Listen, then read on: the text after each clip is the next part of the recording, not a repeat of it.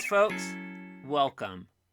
Regression analysis is a really useful tool that helps economists examine the relationship between variables.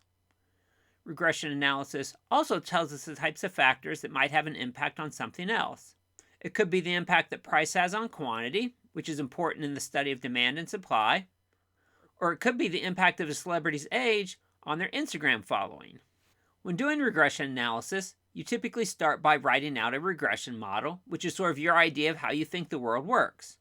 So here we have a regression model, y equals beta subscript 0 plus beta subscript 1 times x plus epsilon. So in the regression model, y represents the dependent variable. That's what we're trying to explain. X represents an independent variable, also known as an explanatory variable. And this is a factor we think might explain the dependent variable. And the beta subscript 0 and beta subscript 1 are the regression parameters.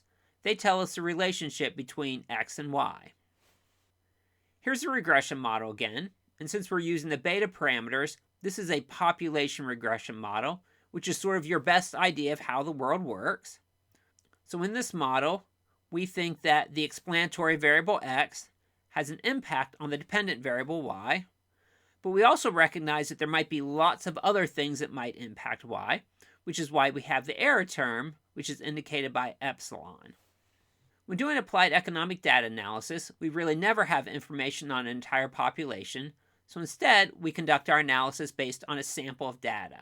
So here you see how we can go from a regression model for an entire population down to just a sample. So the sample regression model is y equals b subscript 0 plus b subscript 1 times x, and you'll notice that both of the b's have little hats on top of them. We call these b hats, and this reminds us that these are regression estimates from a sample based on data that you can actually collect and analyze. Here's a scatter plot with a small number of observations showing information on a person's wages and their education. We can use this data in a regression analysis that looks at the relationship between wages and education to see the impact that a person's education has on how much money they make.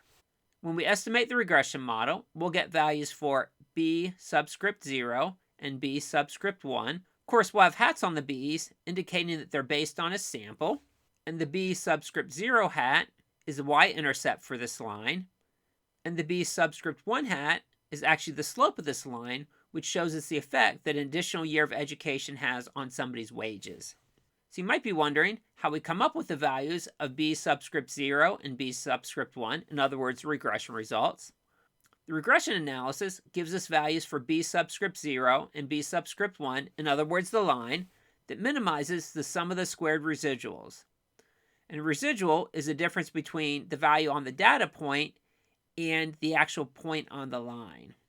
So all the observations in the data set have a residual, and that's the difference between an individual's wages and the amount that would be predicted on the regression line.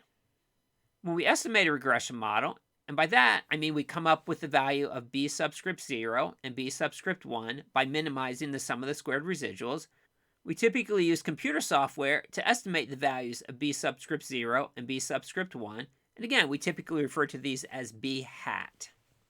Once we have the estimates for b subscript 0 and b subscript 1, we can use these regression results to estimate the value of y for any given value of x. So let's say b subscript 0 hat is 500 and b subscript 1 hat is 3,000. This means that if you increase education by 1 year, a person's wages goes up by 3,000. We would estimate a value of 36,500 for y if x equals 12.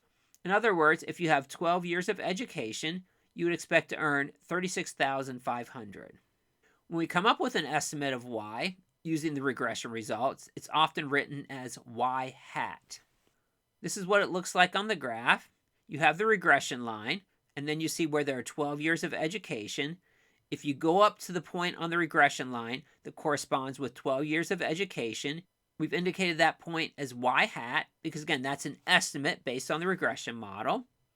And the difference between the actual amount that somebody earns with 12 years of education, which is shown here as $40,000, and the amount that we would predict based on the regression results, which is $36,500, is an example of a residual. So let's wrap up this video with a quick review. When we do regression analysis, we typically start with an idea of how we think the world works. This is what we call a population regression model, where we use betas to represent the parameters. Of course, we never have access to an entire population, so instead we conduct a regression analysis using data from a sample, and then we get regression results, which we show as B hats, and these regression results tell us the effects that the explanatory variable has on the dependent variable. So in the example we just looked at, our regression results told us the impact that education had on earnings.